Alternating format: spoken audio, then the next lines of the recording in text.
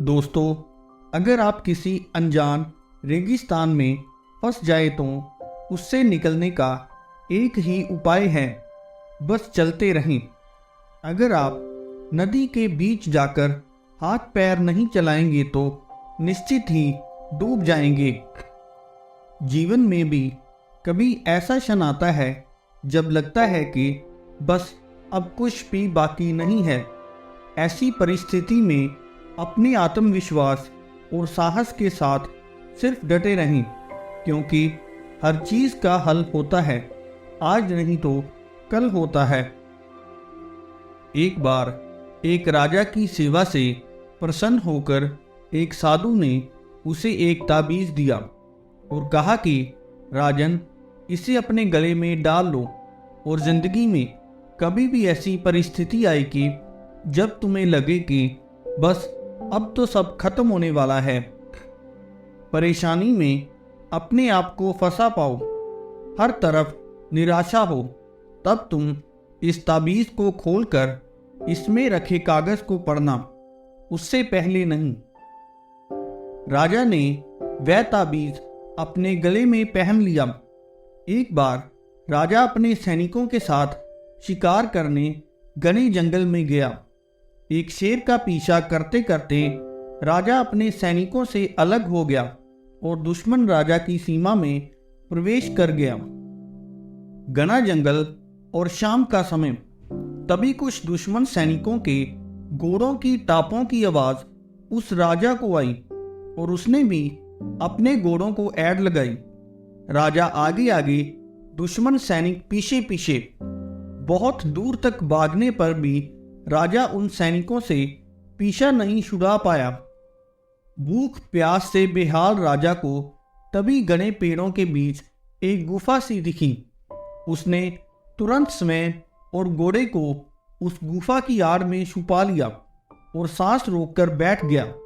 दुश्मन के घोड़ों के पैरों की आवाज़ धीरे धीरे पास आने लगी।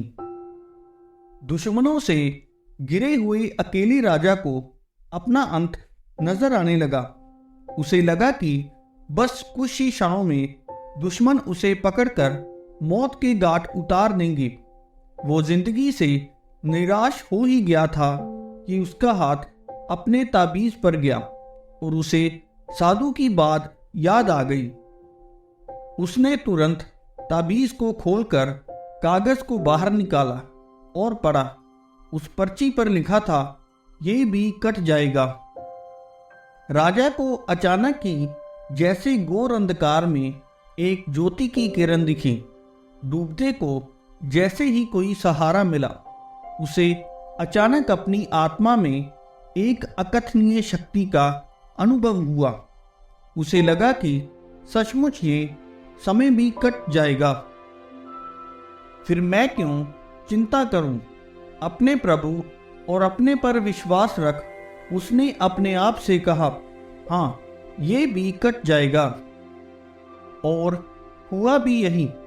दुश्मन के घोड़ों के पैरों की आवाज़ पास आते आते दूर जाने लगी। कुछ समय बाद वहाँ शांति छा गई।